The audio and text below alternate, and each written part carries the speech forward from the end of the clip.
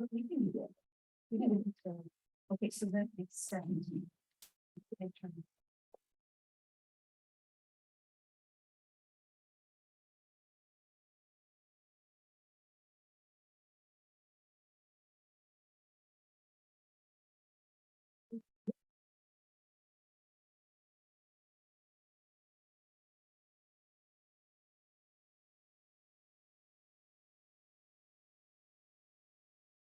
Or 2 minutes. Okay, the microphones aren't. on. Hang on a minute. How are you? How was your marathon? Round to the course. So last couple of months. That makes it hard. A new personal record, longest time on my feet in a race. So I set a new bar down here.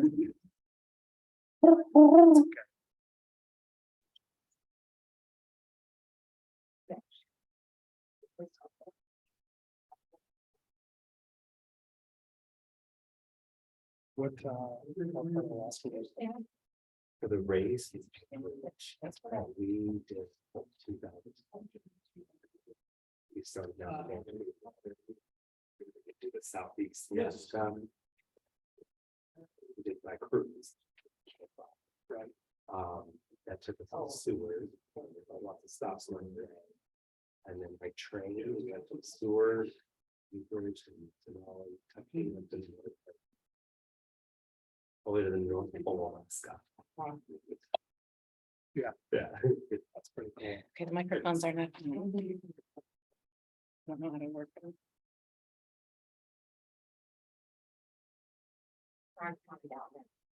Thank you. We're just, the microphones aren't working. We're gonna try and figure out if we can get them to.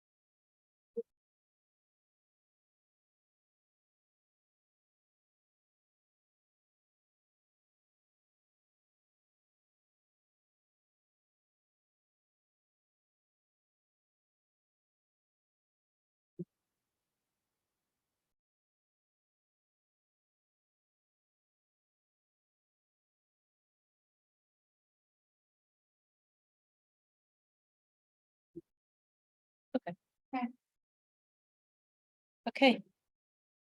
I want to thank everybody for coming to the joint finance, thank you. And lay finance committee.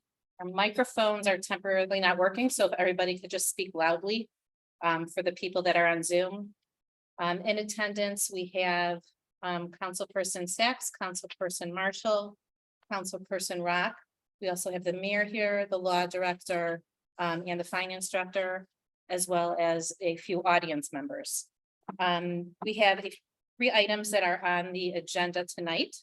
The first one is our campaign donation ordinance discussion, which we have went through a few iterations already. I hope everybody had a chance to look this over.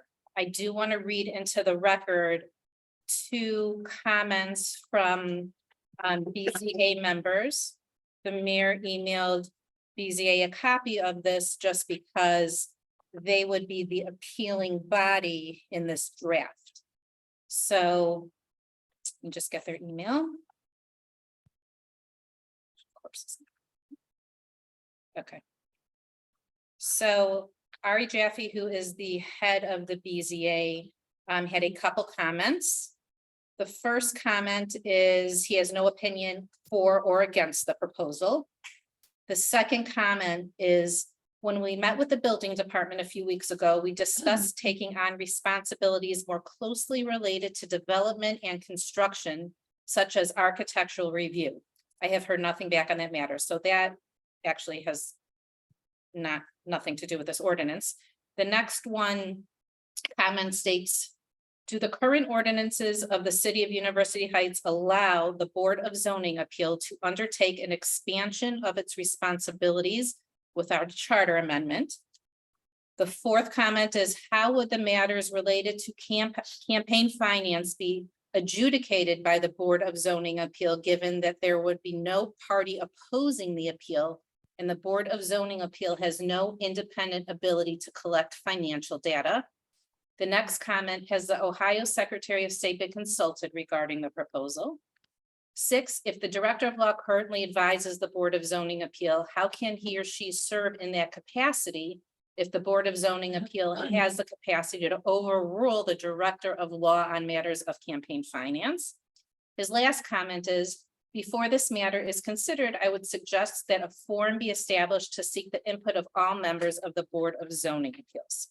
So we will address each comment one by one after I read Mr. Califf's comments also. Number 1, is there an identified problem of the excessive campaign spending in our local elections? 2, what is the expertise of the BZA to adjudicate campaign finance violations? Is the BZA the best place for this matter? Number 3, does the legislation pass First Amendment analysis? 4, wouldn't it have made sense to consult with BZA members? 5, the language does not explicitly amend section 1244.03 of the zoning code, which defines the BZA's duties. Is that an issue? So I think Mr. McConville, does it make sense to address these comments one by one first? How would you like to Yeah, handle it? that's fine. First, I think just by way of explanation, this ordinance is very, very similar, close to being identical to the ordinance that is in place for the city of Cleveland. And the committee had reviewed and discussed in general terms the city of Cleveland ordinance, and that's the basis for the structure that's before you.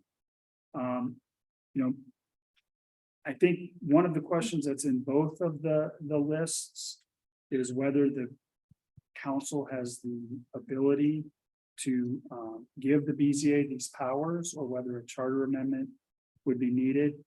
And the charter is very terse as it relates to the BZA, and simply says that council can pass ordinances and give the BZA powers that council sees fit. So council has the authority and the ability under our charter to expand the BZA's powers in this way. And there would be no need of a charter amendment or even any revision to 1244.03. By virtue of adopting an ordinance with this kind of structure, you would be giving the board these powers, and you're entitled to do so under ordinance as expressed in the charter. So that's that issue. Number 4 on Mr. Jaffe's, numbers 1 and 2, I don't think are really questions that relate to the ordinance. So I just addressed number 3. Number 4 on Mr. Jaffe's list, how would matters related to campaign finance be adjudicated by the BZA? I mean, he's raising an interesting question here. I think, the ordinance itself is pretty basic.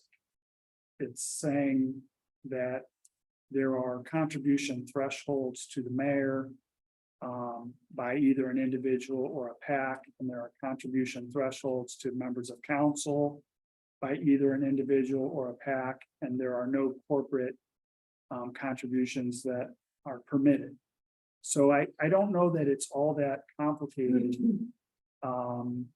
and would be a factual matter that should be reflected in someone's campaign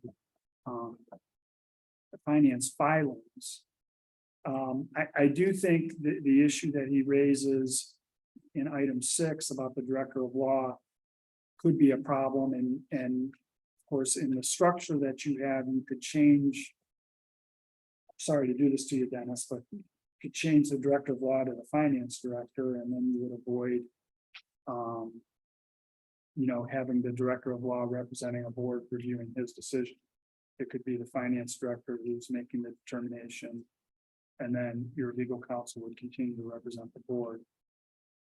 Another alternative would be, to create a board, create a different board under the ordinance that was to perform this function only. I think, the issues there are, number one, you have to find people to staff it. Number two, they're probably not going to meet very often. And number three, I don't know why they would have any more expertise than your BZA. And your BZA is arguably your most sophisticated board. It's certainly one of your most sophisticated boards. It has a number of lawyers on it who have appropriately raised these questions. And it's a structure that's being utilized in Cleveland and probably elsewhere. But in any event, I think you could address the concern that's raised in item 6. Another thought, and I think part of the reason that the city of Cleveland structure appealed to people is that it's a civil infraction. It's not a criminal infraction. So it's a fine that's being handed down. Any decision rendered by the BZA would be subject to a 2506 appeal. If someone wanted to appeal it to a court of common pleas.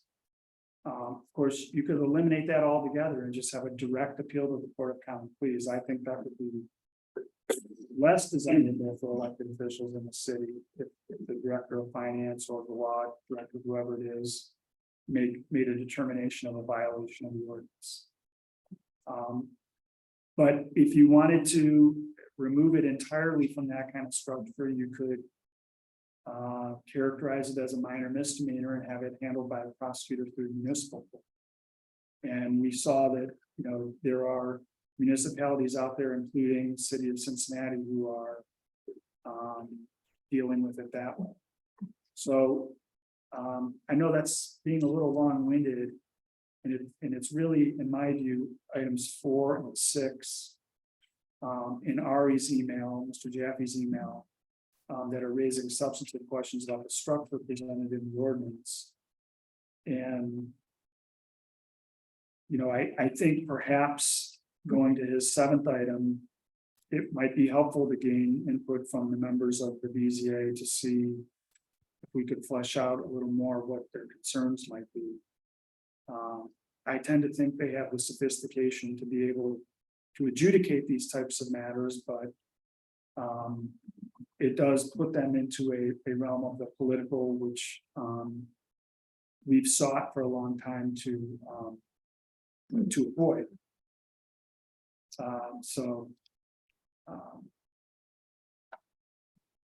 They may have concerns that get into that area as well. Yeah, thank you. That actually was my gut reaction is when the BZA ordinance was changed, it was specifically to depoliticize the group where there is no elected official that has to vote in that matter. And by having them as the overseeing board, it almost defeats the purpose of what we started out to do, which has worked well. Yeah, I completely see that. I mean, you're asking them to adjudicate a matter that involves an elected official. How does that work if it went right to court? So that it would just be an administrative decision handed down, and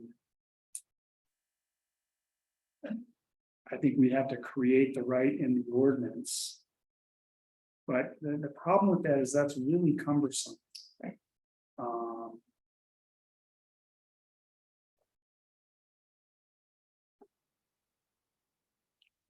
Or like you said, make another board specifically for this, which would be a board that hardly ever meets.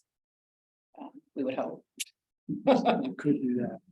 Well, we had that board meet for the purpose of the property tax. What was that called?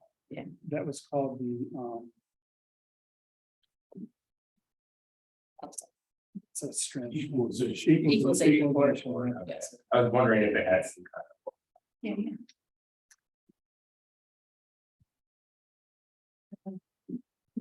That was a newly created board when that whole JCU issue came up, right?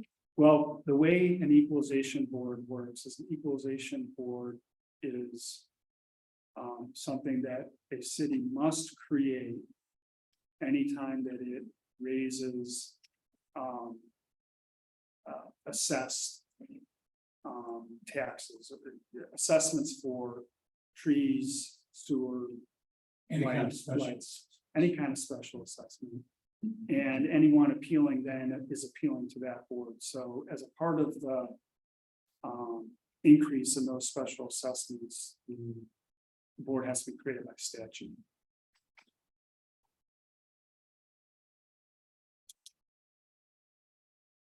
In there.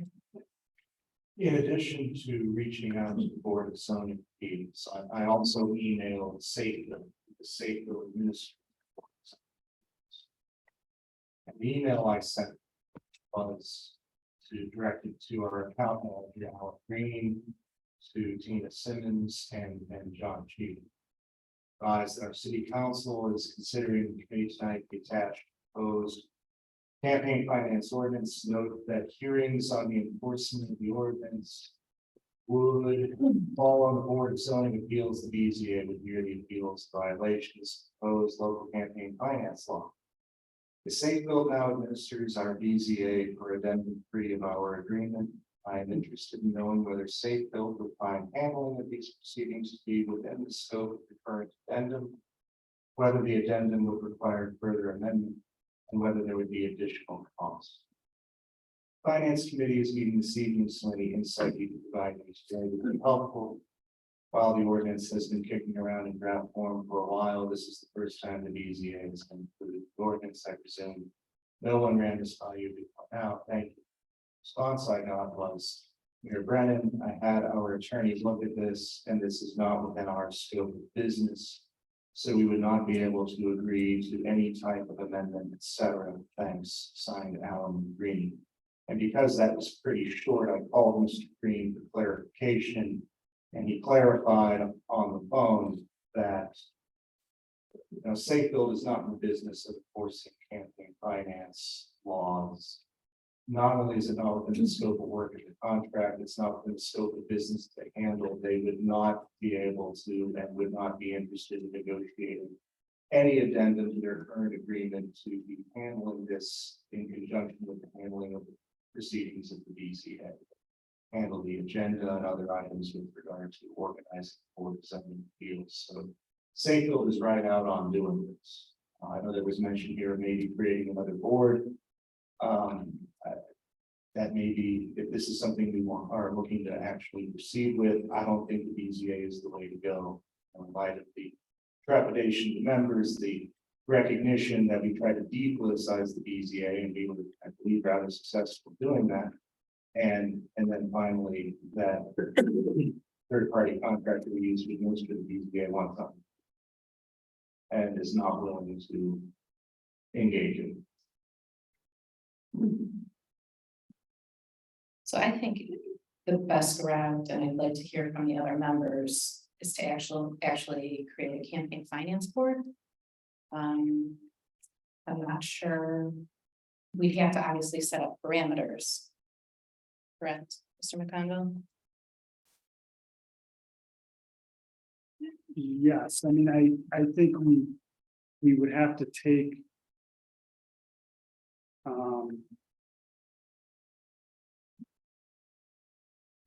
Section 214.03.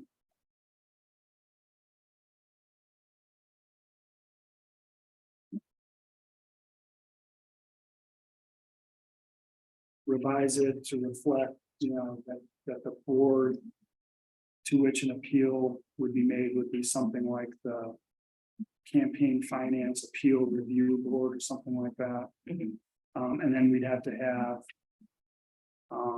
another section or two that just outline the composition of that board, appointments to that board.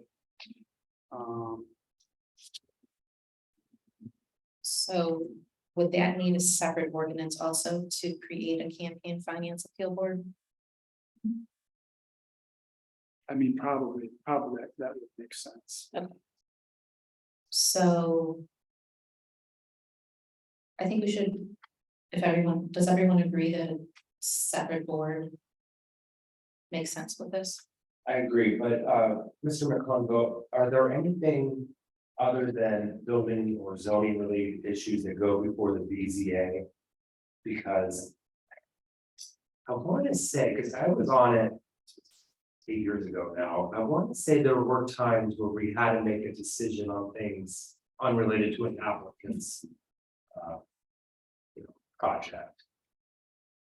Not a campaign finance, but something that was like obscure enough that the BZA had to weigh in on it. We've had some quirky things appear before our BZA. I would say in my tenure, the quirkiest thing that came before the BZA was the enforcement of the 3 unrelated person ordinance that used to exist, where there had been a citation that was issued and an adjudication occurred that caused a tenant of a home to move out. It was a group of John Carroll students, and there was a female student who had to move out in the middle of the semester. That was on the quirky side for the BZA. But it's still somewhat related. Somewhat related, yeah. And the reason I ask that is because if you create a separate board, could it also have the capacity to pick up some of these one-off issues that when, sounds like Safebuilt's not gonna take on issues such as we just raised, because it's not in their scope.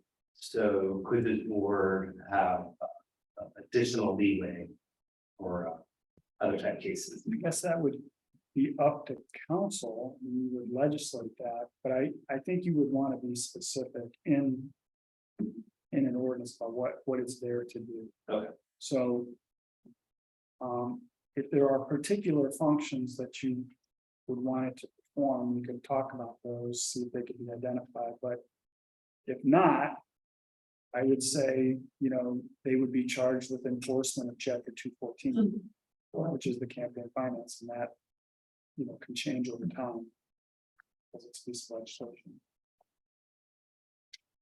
Ms. Marshall, Mrs. Sacks, did you have any comments before? I just have a couple comments after. Thank you. So if someone is in violation of this ordinance, then it's 214.03, that there will be a fine. What about giving back the contribution? Well, there's a provision, and again, the time period you can play with, but there's a provision that says if they give back the contribution within 15 days of receiving the notice of the violation, then there's no penalty. Okay. But, okay, so the contribution could exceed the penalty. And then if it's after 15 days, would they be fined plus give back the contribution? That's what I'm saying, because otherwise they'd still benefit from the contribution, and they might even make a net dollar amount. That's kind of the point of this, that if I understand. Yeah, I mean, I think that would have to be part of the adjudication. Yes, that's the only thing that would make sense. I mean, part of this meeting today is also to fill in the blanks. With the page right before 214.02. But just to, do you mind if I just get back to the Okay, so this is what I'm thinking, and I'd like input, so. We update 214.03 to establish a campaign finance. Actually, pause, we need a new ordinance that will establish a campaign finance appeal board.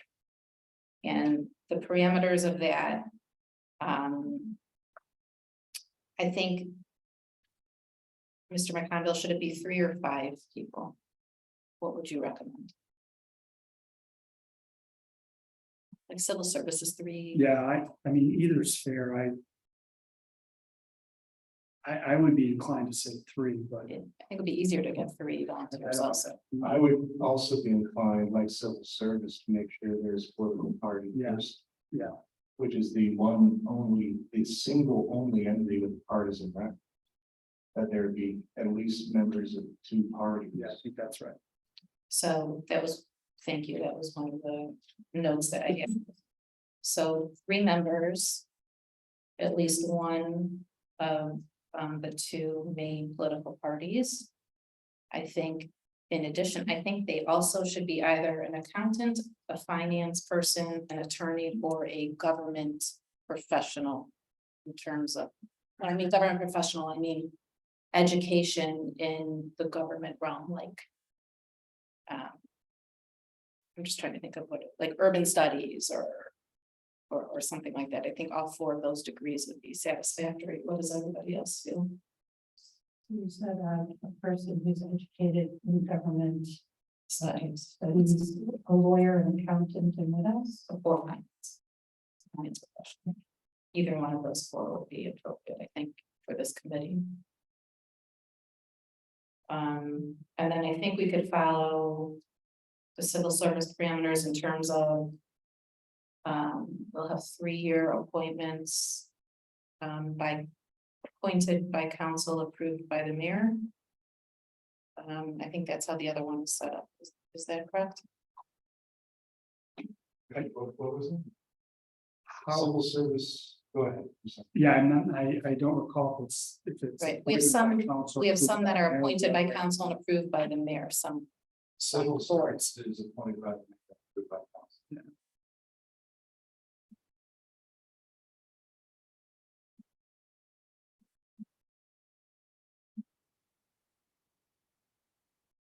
As long as there's that equal approval, I'm fine with that.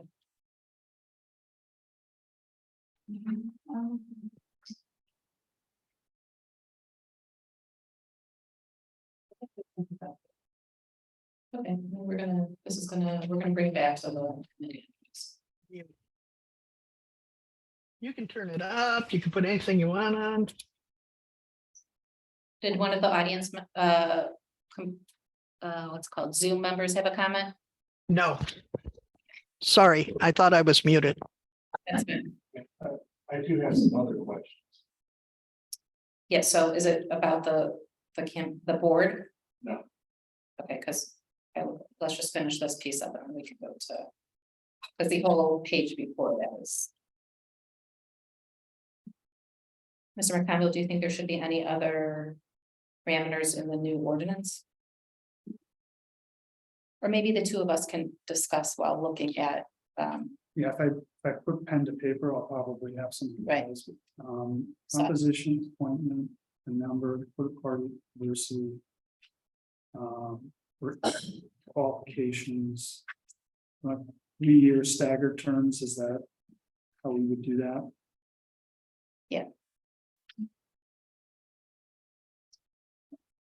and we could review it together also. I'll take a look at the other board makeups. Okay.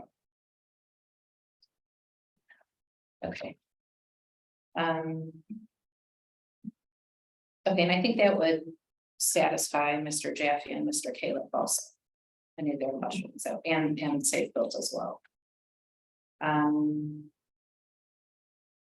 Okay, Mayor, what, did you have questions on the 214.02? On 03, yeah, Okay, so what are the 03 questions? yeah, where it says there in item A that there shall be no penalty for any prohibited activity set forth in section 214.02, which is remedied within 15 days of this violation. What does it mean to remedy violence? I don't think it's specified. You have to pay back Where does it say? donation. Well, we can flush that out. And then, I'm noticing under 214.02I that there's no limitation on the amount of personal funds that can make use on his or her own campaign. So basically what we're saying here is if you have the personal wherewithal to pay back to your own campaign, to then pay back donations that may have not, that somehow are in violation, then you can avoid having to go to whatever board. But if you don't have that money, presumably this all comes up after the campaign's over, so the money is typically spent. So if you have your own personal wherewithal to deposit into your campaign account money to pay back donations that for whatever reason you shouldn't have accepted, you're able to avoid any kind of penalty. But if you are broke and don't have that money, then you're hosed. You don't get to avoid this. So people who are rich and have means can violate this law with impunity, paying it back, avoid no sanction, avoid any sanction. And people who don't have the money to pay back a campaign account, they're going to get brought before this board. All they have to do is follow the law. I don't understand what the conflict there is. Well, plenty people make mistakes in law that there's no intent. I don't see anything here with regard to intent. So, it's kind of just say all I have to do is follow the law. The point is that you're going to have situations where people will violate. And if they don't have the money to pay it back because the money's been spent and they don't have the personal wherewithal, then that's when they're going to get brought before this body. Whereas people who have the means to pay back can go ahead and break this law and avoid consequences. So to say all I do is follow the law, there's two standards here: one for people who have money and one for people who don't. Disagree. Well, right here in there's no limitation on the amount of personal funds that a candidate may make to his or her own campaign. If a Okay. rich person or a poor person breaks the law, not with this, but anything else, the same standards are held to them. Why would this be any different?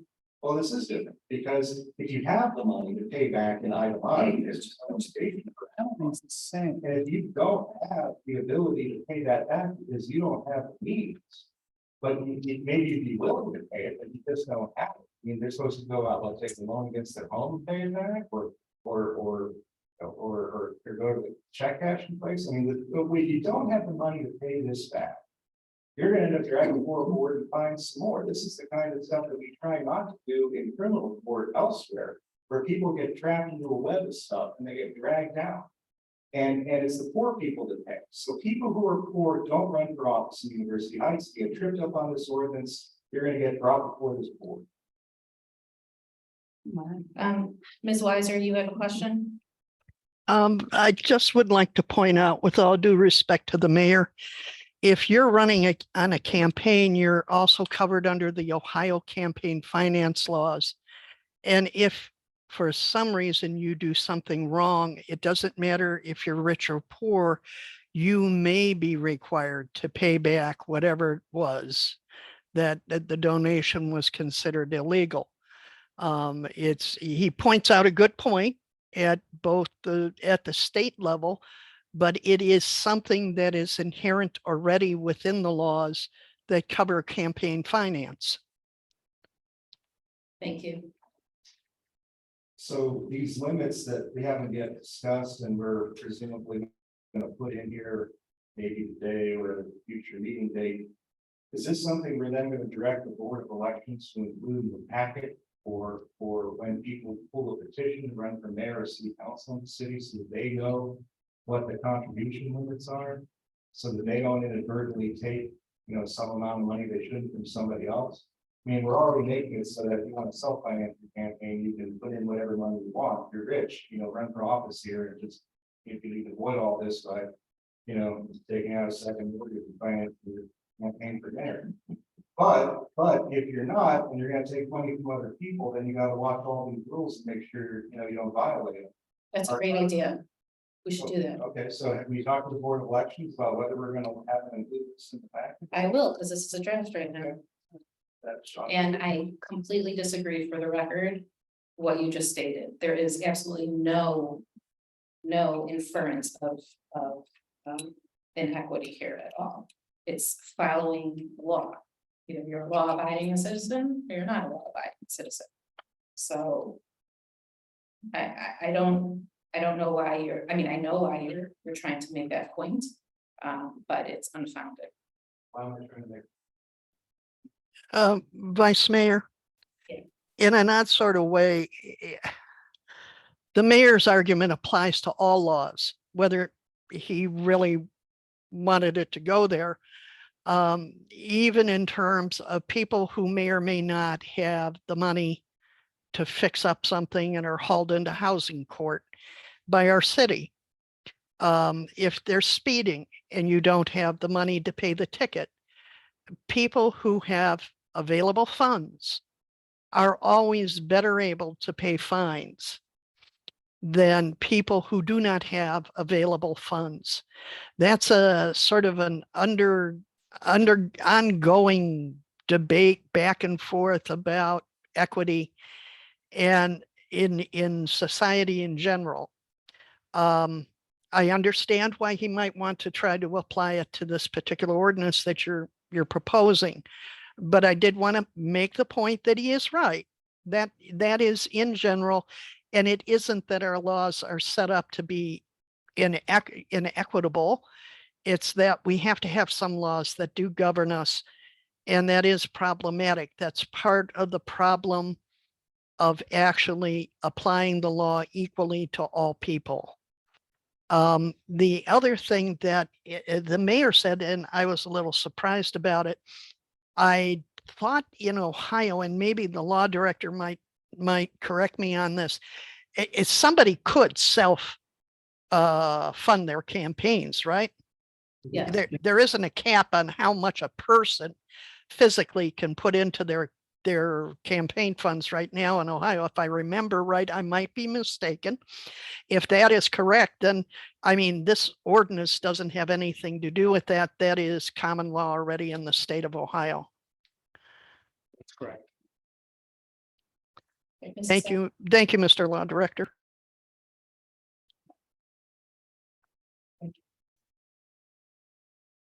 Okay, so in terms of mayor, in terms of the letter I,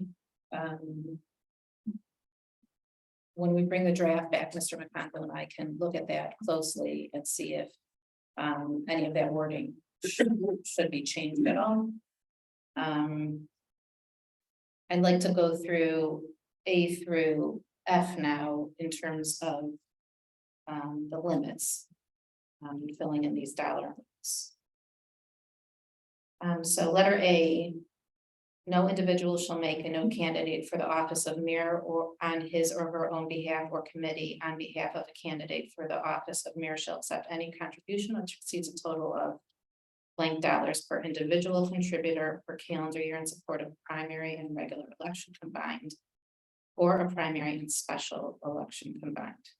So And that's some holdover language. Right, right, exactly. So that's not part of this ordinance. The goal of this ordinance is campaign donations from current or for current vendors that deal with the city. Just trying to look for the word of it. So, Mr. McConville, would you say just take off A altogether? Well, no, I would say. I would say you would get rid of the references to primary.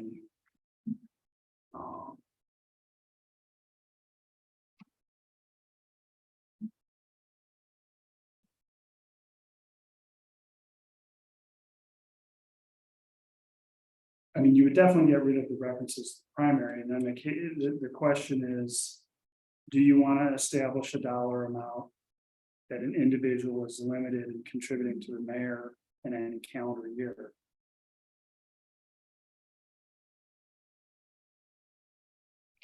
So when we, Special election. when we discussed this, the intent was for vendors.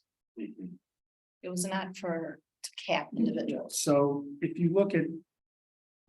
If you look at sections, E and F. Sections E and F of 21402. E is the provision in the Cleveland law that prohibits contributions by corporations. And then F is the provision that limits puts a cap on contributions by employees. And I don't know if F is of interest to you or not, but E would be the one that would be most on point in terms of vendors insofar as it would capture any corporation. So What about the employees of the corporation? Or I'm sorry, shareholders. Right, so it clearly the corporation is different from an individual, and that's So- where the individual, I thought that's why this appealed to the members of the committee was. Oh, so you're So- saying no individual, you were, okay, so what if we had stated no individual from a affiliated vendor? See, that's the that was, enforcement issue that we ran into Right. last time was we don't have any way of creating a list that is going to be track that. definitive and can be tracked of who our vendors are. The way that we left it off at the last meeting was. We understood that there was no way to properly track. An individual employee of a company. So we all agreed that we would limit it to the corporation. So for instance, GPD could not give money toward a candidate.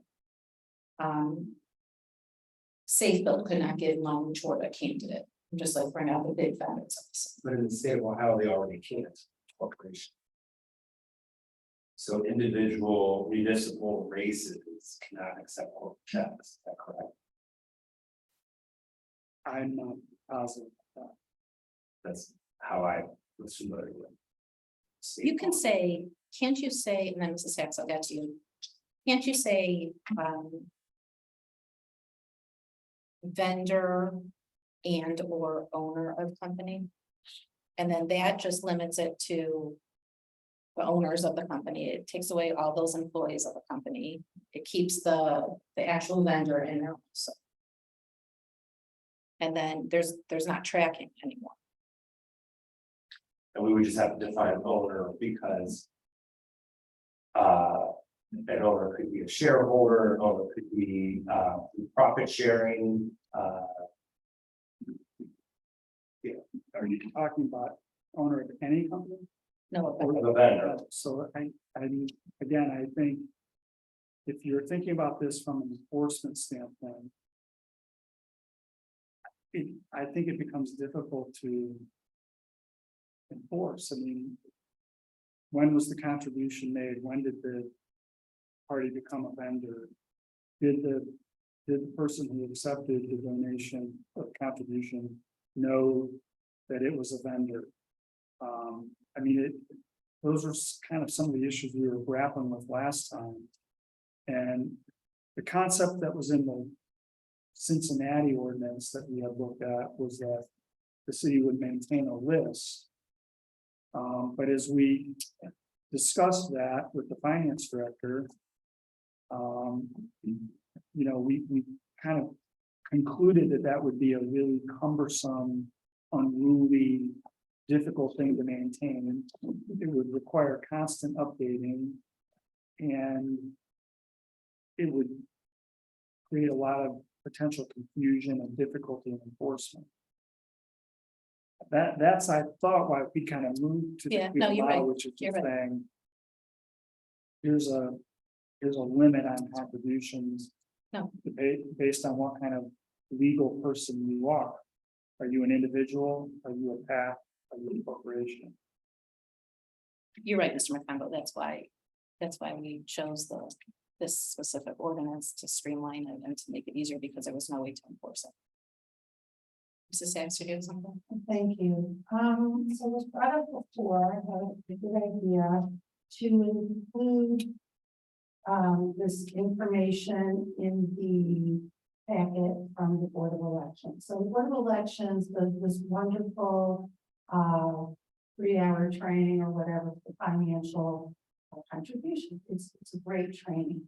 And I would wonder if not only you put something in there, but maybe this is the checklist for candidates running for elected office in University Heights. Make sure, and whatever it is the person you're receiving, you know, that puts the onus on the candidate to do the work.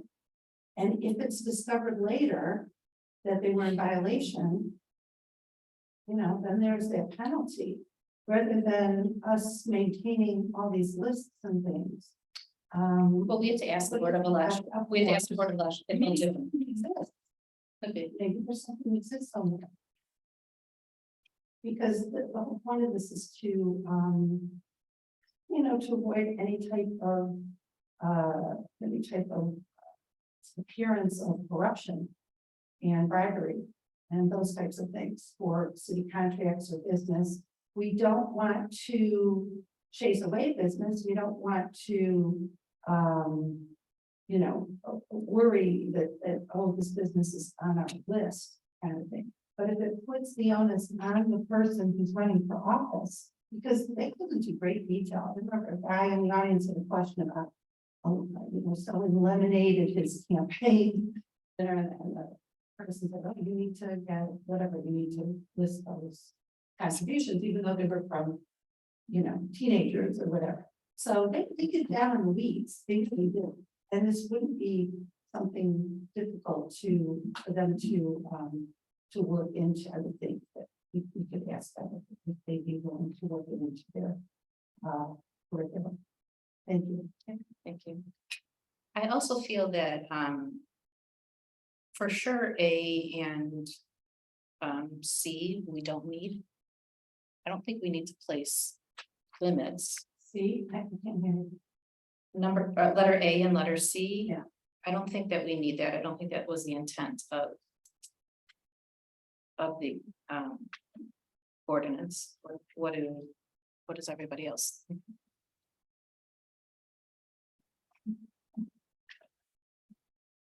You like them? I'm just gonna say, you know, and then an individual of company ABC who has 25% stake in the company can make $10,000 contribution.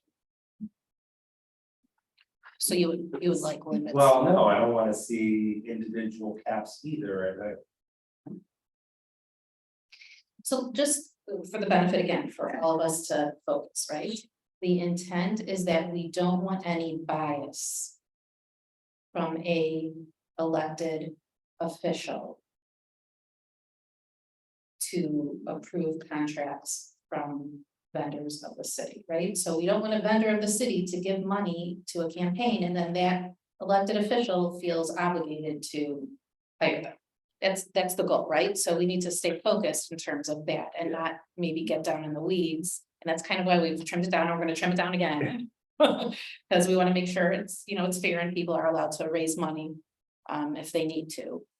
Are we gonna do anything about people who have legal business before the city? People who are subject of a cease and desist order making contributions to candidates? Because we have them. And I mean, that's also a conflict, and that's talking about, you know, again, equal justice under the law. And, you know, if we're gonna talk about vendors and, you know, contracts versus, you know, people who may be subject to prosecution, who then make contributions to either the mayor or council. That's a big problem. And if we're gonna address one, we really ought to be addressing the other. And I would love to see some language to that effect. Can you explain that a little more? Yeah, if I send you a cease and desist order, or not me first, but the city sends a resident a cease and desist letter with regard to violations of building code, a landlord perhaps, and then that landlord makes contributions to council members or to the mayor, they're gonna look to not get prosecuted. Why would they put that money into their property?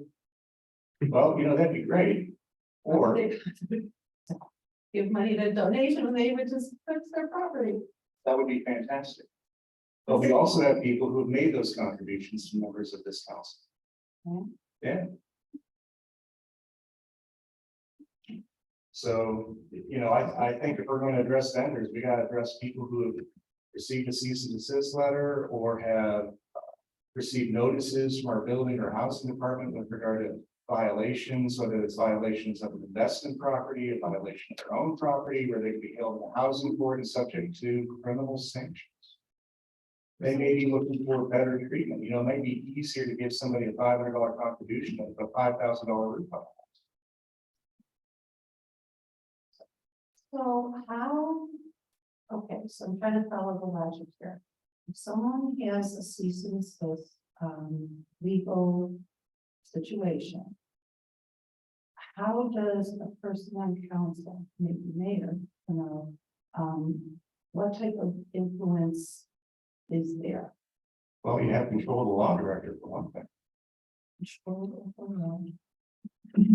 A law director works for the council What's for the city? and serves at the pleasure of council. Mhm, And we just had a charter review and then they went down on this, mhm. as we all famously know. So And I'm even still if it trying to did stick change, to and the hold on, even if issue. it did change, even if it had changed to mayor and council, you'd still have the same problem. Because the thing is the same person could then be making contributions not just to the council, but also to the mayor and get the same result. It could be with anybody, it doesn't matter who the law director serves. Oh, yeah, I'm not saying anything. Okay, but you brought that up, which is no other. Well, you know, but you know. And I asked for something else, not that you would. Put that in there, okay. Okay. So. Well, what was your question? If I didn't answer your question, I'll try. Want to think about it for a minute?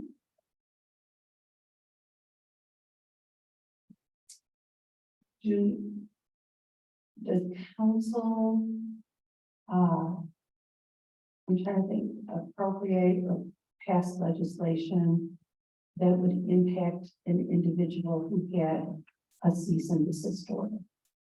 And if so, what are you, like what? I'm trying to understand, I understand the direct correlation between a contract, but I'm not understanding the direct correlation between an individual who's having an issue with the property. Yeah, I mean, we have a housing and building committee that spend a copious amount of time going over whether or not our inspectors are being too difficult on point of sale inspections, exterior maintenance inspections. And I think some of the folks who may have been in the ears of the people that were saying that these things were unfair, whether they were property owners, realtors, people in the real estate business. They have a vested interest in making sure that our enforcement is good but not too good. And that came out. That came out in the building and housing proceedings of recent years. And I observed it here.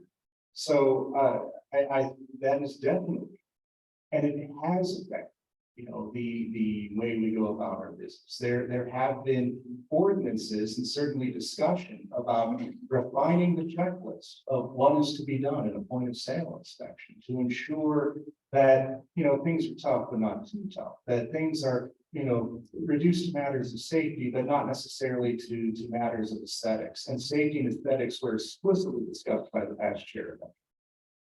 And the thing is in the city of beautiful homes, we care not only about safety, but also about aesthetics. But if you have realtors who are donating to your campaign who want to make sure the points of sale go through quickly, then that's going to be the kind of thing that you're going to want to make sure that you address. And this would not be handled by a prohibition just on vendors. This is somebody who has business before the city in the form of real estate transactions, in the form of being hailed to the housing court if you don't solve the violations. And the violations can be much more costly than a contribution to a park. So it sounds like you'd be really in favor of this, and even more so. That's what it sounds like to me. So I'd be very interested in all the things you'd like to see. Put in. Well, as I just said, if we're going to go down this road, then we should be fair across the board. And that's why I asked Mr. McConville, please make an effort to write something with respect to people who have legal business before this. Thank you for sharing that. Sounds like we're very much in favor of this. I'm very much in favor of fairness. If we're going to do something about one aspect of campaign finance, then we need to make sure that we are even-handed. And that we don't pretend that there's only a problem over here when there isn't also a very large problem over You'll help there. us. I think that's what this discussion has. Oh, Michelle, thank you, Mrs. Simmons.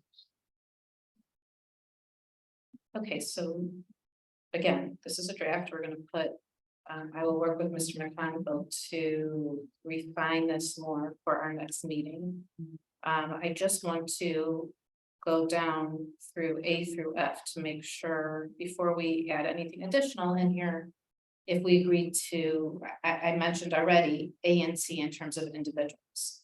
Mr. Rock, you're feeling that there should be limits on individual contributions? No, I don't feel there should be limits on individual contribution. But I've seen how this got to this point because we were trying to flesh out individuals who work for companies who are vendors. Right. So now that I understand how that got to that point, I have to do that. So I think let's leave A and C in right now, because this is not a final, it's not going to pencil anytime soon. How do people feel about B and D in terms of tax? And I think we took this right from the Cleveland Review, This is. right? Like, we didn't actually discuss this, so this is something that I just wanted to bring up. If anybody feels that tax should be omitted from this or keep them in.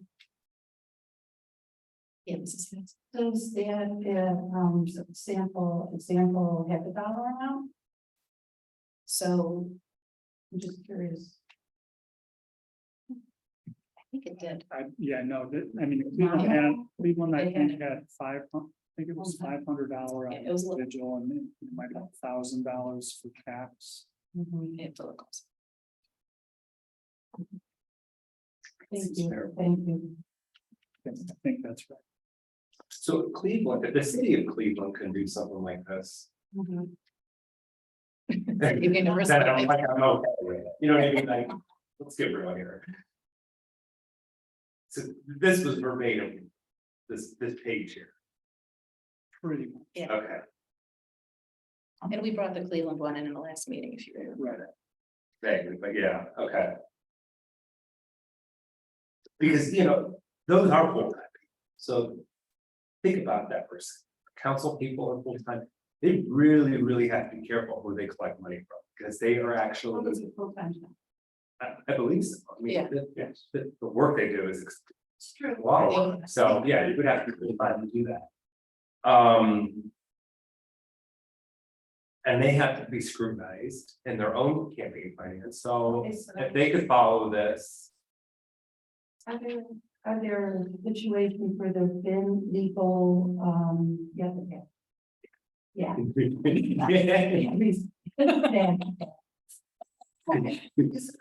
Yeah, Well, those bad ones you're referring to, I think, are not this, it's not the enforcement of the ordinance upon which this is based. That's public. That's. All sorts of fraud that is above and beyond, and it also would apply here regardless of whether we pass. Yeah, we could drop a line between community and corporations. I have a point, so I think what you're trying to say, Mr. Rock, is that in a city that's larger and more complex and more, the people who serve that city are, completely engaged. They have to uphold and meet standards that should be screwed, and so if these are those standards at a minimum, like yes, this should at least apply to us. yes, and one more thing too. You know, to vie for this job, you know, a smaller amount of investment is needed than that of the city of Cleveland. Yeah. They have more constituents per ward. There are more, there's a primary election, there's a general election. There's more competition in the primary, so more fundraising is required. And they still follow these rules. Okay, so I think if, Mr. McConville, you know, maybe over the next 2 months, we can review this together and come up with another draft. When we have our next quarterly finance meeting, in September, October. Okay. Thank you. The next item is the profit and loss of different city events. I want to thank Mr. Kennedy for putting together this information. It's interesting because we've talked about this in concept over the last couple of years, and many residents have actually emailed me about this, which is I'm glad to see that you know, residents are involved and keep up with city finances. So, Mr. Kennedy, do you want to walk us through the sheets that you passed out?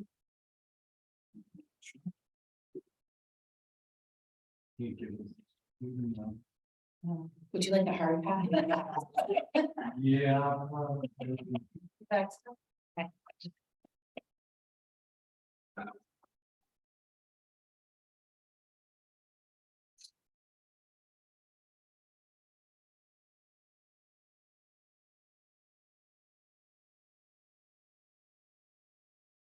I believe that, one of the council meeting. I would get, like, put together some type of spreadsheet that shows. The overall expense in some extent revenue. Associated with all the summer and special event programming. So there is a 2-page report, the 10th audit trail report. That comes directly out of our accounting system. And that lists by individual payment, what city has spent to date for each major category. So there's, like you see, freight supplies and then freight services.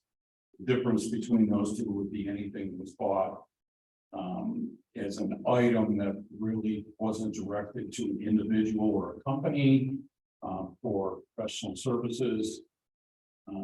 Those expenses, that's for folks who provided music, the rocket car, so Dixieland band, there was a shuttle bus that was used to help with the logistics of the great event. So the total of those two would be what was spent for this year's parade. And then that applies to all the other major items. The most significant, obviously, would be Juneteenth because that occurred last week. So there's Juneteenth performers. We paid $12,400. Sound service for that event, $10,262. And then we had miscellaneous other expenses that came up to $15,778. That included the extra payments that were authorized for representatives from the sheriff's department. So the grand total for all the events, we've only had 2 concerts. So we really haven't expended a lot of money yet on summer concerts. We don't have any expenses for Fall Fest, exclusive of creation of some applications. The Fall Fest performer, I did determine today going back that should be categorized under Juneteenth, so I will make the correction and get a revised number out to everybody, but Which one? there's a entry under Fall Fest performers. Okay. That's the under. On this one in there. And Mr. Kennedy, the only revenue that we received from any of our of these events is from Juneteenth, where we receive sponsored. That's sponsor correct. money. We have, as of today, received $6,675 for Juneteenth revenue.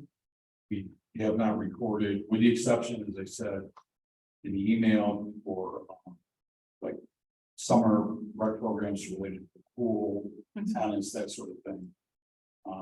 That's the only revenue that we see this year related to this set of events. Okay, and did the fire event have any expenses associated with it? 'Cause I checked for the fire chief, what he said that they did not, their event is in the fall, they have an open house. So Right. he has plans to do another one in October. We haven't received any expense. So he had a bounce house there, I know. I mean, there were a couple of things. Yeah, he said he is going to have an event with some expenses, but I don't have anything recorded. But we should have had it reported from this fiscal year. I didn't have anything for this. He said he did it last,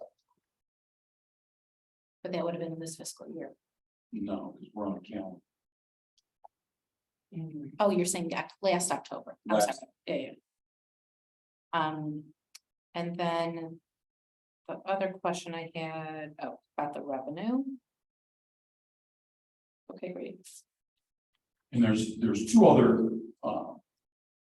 pages that I attached. One is the expense report for the current year.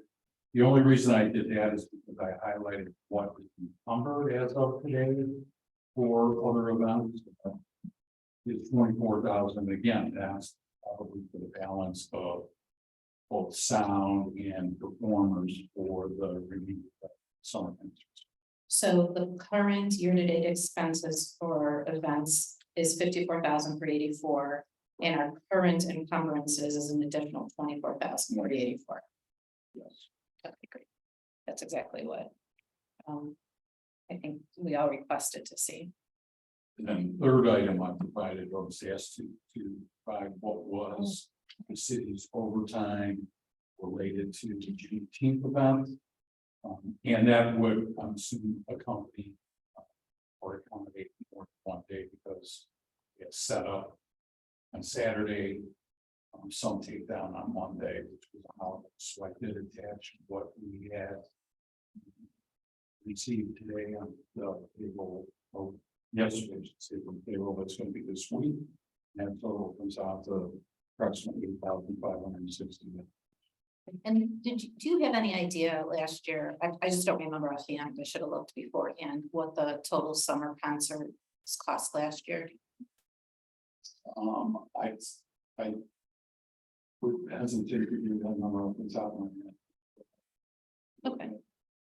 I don't see anything that's dissimilar on concerts Mhm. for this year versus. Yeah, the sound is a less because we got one of the different vendor this year than was the tail end of last year. I mean, to me, we have many community events, which is, I think, a testament to our city. And to me, those are services that we offer, just like the pool is, where we don't make money on the pool. No city makes money on a pool. And I appreciate you giving us this. It gives us a clear picture of the quality that we're giving and the dollars that we're spending. Mrs. Sacks? Thank you. Thank you so much, Mr. Kennedy. This is really helpful. It will be of interest for the whole summer concert series. I mean, on this counting here, I see it totaling so far $3,650. Is that right? I'm sorry for what you. For the summer concert. Would it be two items? Yeah, there's only been two shows. A couple of questions. First of all, when I get together the Juneteenth expenses, let me first start. So the budget for the whole year for our events is 82,170. Is that right? That still has to be adjusted for the additional money that was dedicated for Juneteenth that was at the last council meeting. Okay, so what it So it went from approximately, 20,200 to, I believe, 43,000. well, that's what I was gonna ask. I added up the expenses that you've given us here, which includes the overtime. And it comes to, and then subtracted the $6,600. Comes to about a little over 50% of the whole budget for one event. Wait, how much was So- the overtime? Overtime is $8,559.59. Is that right? On this page? That's what went through the payroll, but the overtime is not budgeted for the I expense. understand, but it's still an expense. It's an expense, That but it is, reason happened, that was for that purpose, so, that's part of the event cost. So that's the first thing, to have one event that's over 50% of the budget. It doesn't benefit our whole city, I mean, it's a wonderful thing, don't get me wrong. But, we have a lot of people from outside the city, which has some benefits, but I just, want to put this into perspective and would like to, I know that Mr. Engelbrecht said there were last minute security issues that came up that cost money. We really need a hard budget for this event. I mean, we're new to it, it's 2 years in a row. I think more than double than last year. And if we have a budget, we have a target, and we stick within it, that will just go a long way to keeping it in control. We don't know. You know, we have the rest of the year to go, we have another half of the year. With Fall Fest and most of the summer concert and so on and so forth. So I want to point it out.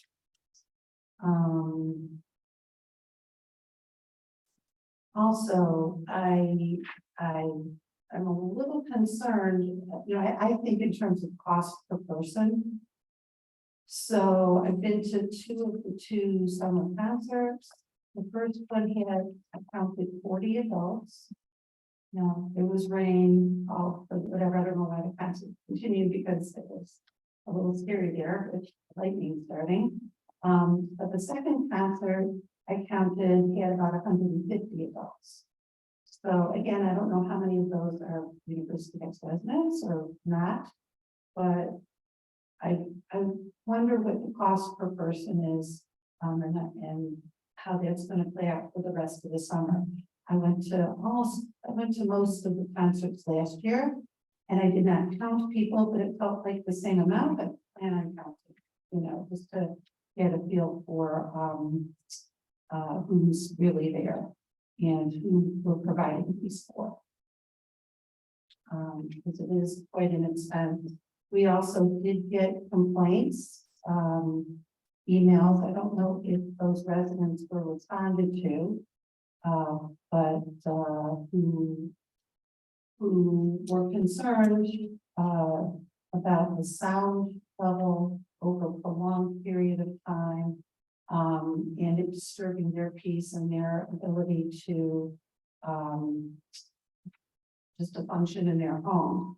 People have all kinds of things going on in their homes. There's regular life, people with small children, infants, people who are ill, people who, just all kinds of people. And our park is situated literally in the middle of a residential area, and it should serve our residents. It's not like Kane Park, where there's a designated spot for concerts, and it's not, you know, in somebody's backyard or the immediate area. I just think we should look at these things more, I don't know, more closely. The money, who are we serving, the frequency, and balance that out. Thank you, and I think we, if I may, Mayor, if I just can say one thing. I think these are great questions to ask in the rec committee. I know that, Mr. Cooney was planning on doing that also, so I think those are perfect for that. I'm sorry, Mayor. Yeah, Mrs. Sachs, when you said that regarding Juneteenth, that it's an event that doesn't benefit the city, I don't understand what you mean by that. I mean, the people who attended, we had 14,000 people in the city. I'm not sure how many people attended who are from University Heights. I said it's a wonderful event, but for 8 hours, loud decibel, it just may not be attracting everybody, may not be benefiting all the people who live in the immediate vicinity, who may want to have some input, and he could modify it to just be a little more neighborhood friendly. That's kind of where I'm going with that. We're looking at 100% participation in city events. I didn't say that. Oh, that's why I'm asking, confused by what you mean by saying the Juneteenth event. It's half of the budget. It's 40 some $1,000. These are Out of probably our largest event of 82,000. the year. Okay, we can take these up in Yeah, the rec committee. Well, and you know, Mr. Cooney, I'm sure will have some. Oh, I was actually gonna say, I actually did attend the Juneteenth event, and there were quite a few University Heights residents there, and I know because I had a chance to meet them and talk to them. Yes, there were a lot of outside, visitors as well, but there were a great deal and a very diverse representation of the University Heights, residents that attended that Juneteenth event. And as far as the complaint, I only got one complaint, and she sent about 5 emails. I personally felt like when I read it, her issue was the music that was being played. That's what her focus was. So I'm not sure that's a big issue with everybody. I've been attending them for years. I have never really heard such negativity except for that one person. So I'm not sure if there are more complaints, how they receive. But yes, yeah. Great, thank you. For this much, here's your analysis for being said it was fun.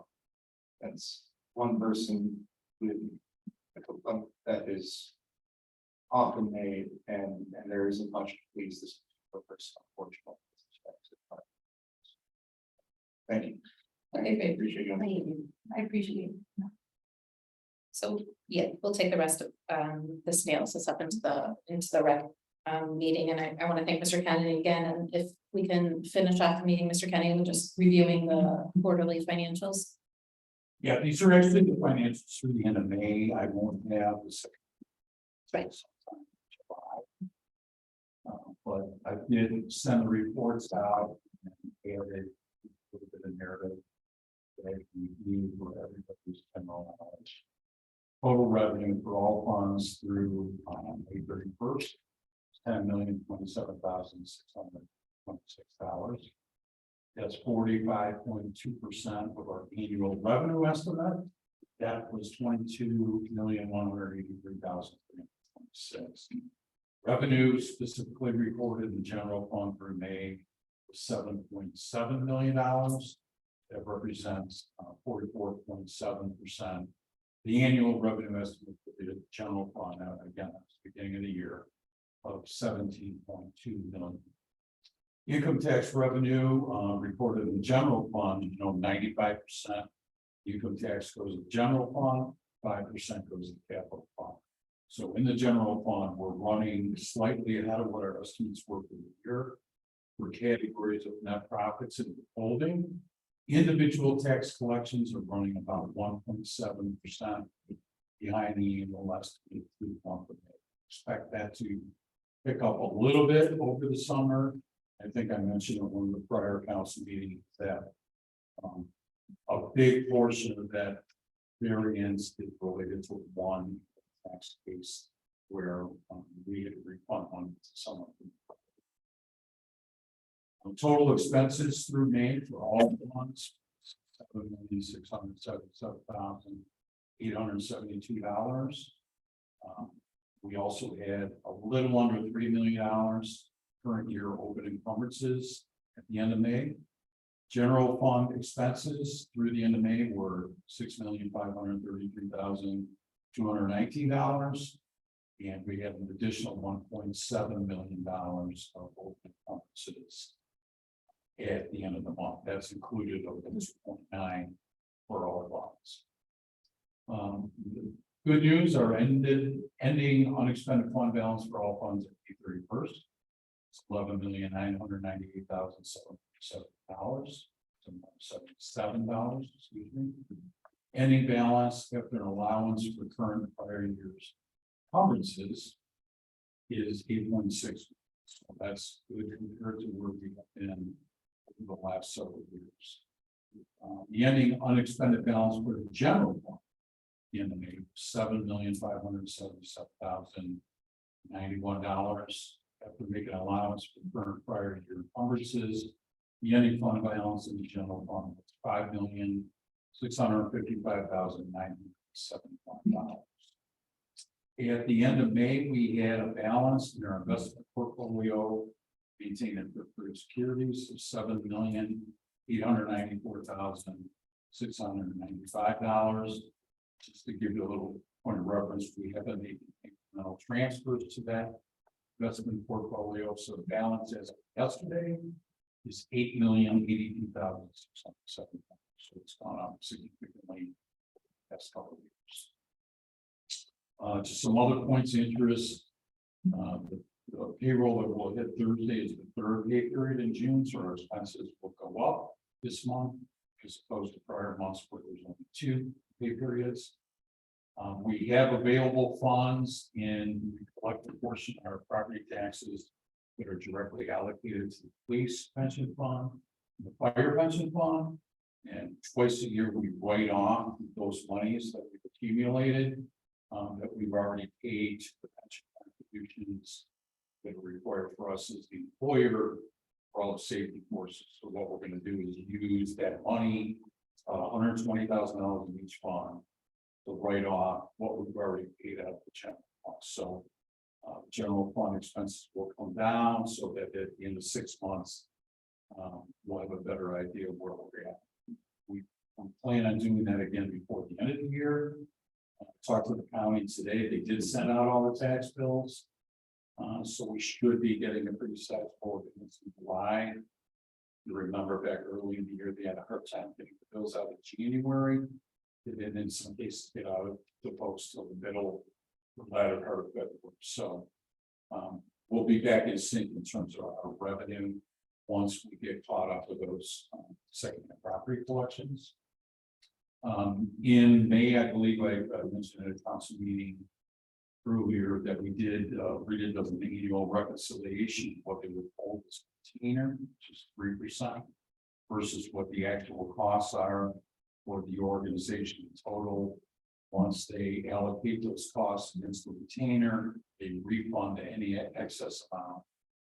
We did get a refund of $218,636. May. We're still waiting on ARPA distribution from the county. Been in touch with them several times. We did file all the necessary legislation and documentation. We hope to get that distribution sometime early summer. And I'm also still waiting on final reconciliation of the City Road project that was done by ODOT because it came in under budget. So we should get a refund of some of that. And then we're still owed some money also from the City of South People. That's going to be dependent on what that final reconciliation is. Thank you. I had one question in terms of our investments. So do you know what % we're getting right now in the money market piece of it? It's, I believe the last time I saw something was upper 4%. Okay, I know that what a lot of organizations are doing right now is they're putting the liquid cash into short-term bonds, 30 to 90 days. It's pretty high. I think it's like 8% or something. I don't know if that's something That sounds pretty. I can take. And I don't want to put undue work on you because you have to track it. And I know that's, you know, you'd have to pull it and reinvest it and whatever, but if you could maybe take a look and see if the bank offers any of that, because it's with that much money, it will be quite a dividend coming back. Yeah, we're trying to match up the maturities because a lot of the things that we add were bought 3, 4, 5 years ago. Sorry. When the rates were significantly lower, so we're trying to redeem that, say, sure, because it's such a pound they could get out of them. But yeah, I think it's just more detail. I think that would be great. I have one other thing is, Sure. I did get a draft audit report today for 2022. I have to go through that tomorrow, but there are no citations and no instances.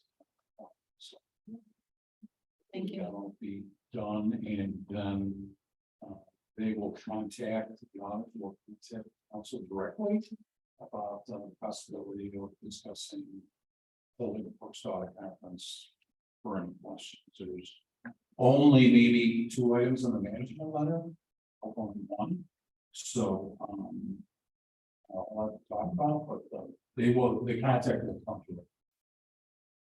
Thank you. I want to thank everybody for coming. In September, October, we will have another finance meeting to go through this draft, and then beginning with the budget process as well. And the other events will be discussed in the rec committee. All right, thank you, everybody, for coming.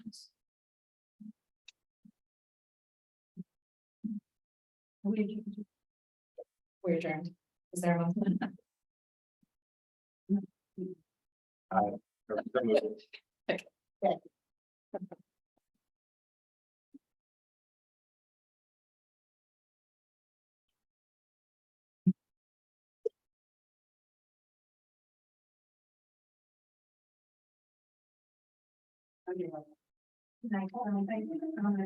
You want to take these and sign them for tomorrow, bring them back? Those are the contracts. For, They need some service tomorrow. no, I don't think so, no. Okay, and then there's ordinances for, okay.